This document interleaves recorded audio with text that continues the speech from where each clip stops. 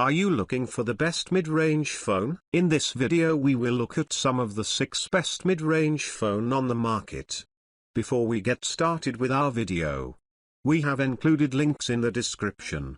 So make sure you check those out to see which one is in your budget range. Number 1. Google Pixel 7a. The Pixel 7a is the latest mid-range phone from Google, and comes along to update the Pixel 6a. It offers a better design, more power and a 90Hz refresh rate for the display to better the device, but it is a little more expensive too. It has a big advantage in clean software, with plenty of support, and it will be the front of the update list for new versions of Android too. The Pixel camera is widely seen as the best in the segment of the market, thanks to Google's computational wizardry and the excellent editing options that come with it. Focusing in video is a little twitchy and switching lenses isn't always the smoothest, as we discovered, but in low light or for selfies, it's a great option. If it's bang for your buck from the camera, the Pixel 7a is the natural choice. Number 2. Apple iPhone SE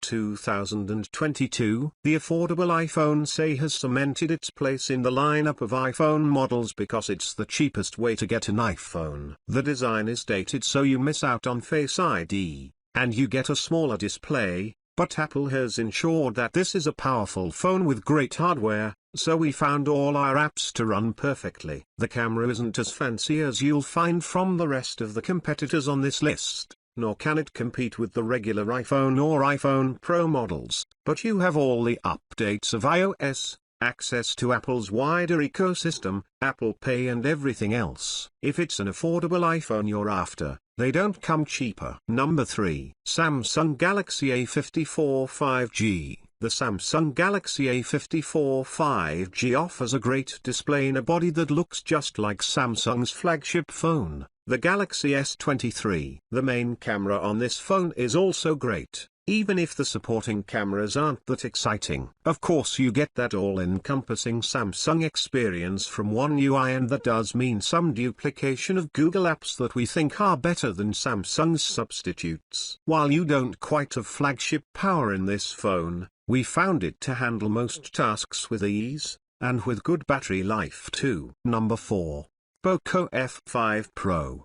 Poco aims to deliver phones with great core spec at a great price. That's the case with the Poco F5 Pro, which carries a Snapdragon 8 Plus Gen 1 hardware, a big battery and decent charging, but doesn't have the firepower in the cameras that some other models do. You get a lot of phone for your money, but we've always found the software to be a little fiddly, with a few too many changes and not always for the better. Number 5. Realme GT Neo 3T. The Realme GT Neo 3T is a bit of a performer, and its standout feature is the luscious 120Hz display. Using this phone feels fluid and snappy, and if it wasn't for the presence of some bloatware you could easily mistake it for a top-tier flagship. Gamers shouldn't be put off by its slightly older processor. It'll still handle the majority of games with ease, and some nice software integrations really elevate the gaming experience. The blisteringly fast 1000Hz touch response rate is a real rarity too. The cameras are, unfortunately,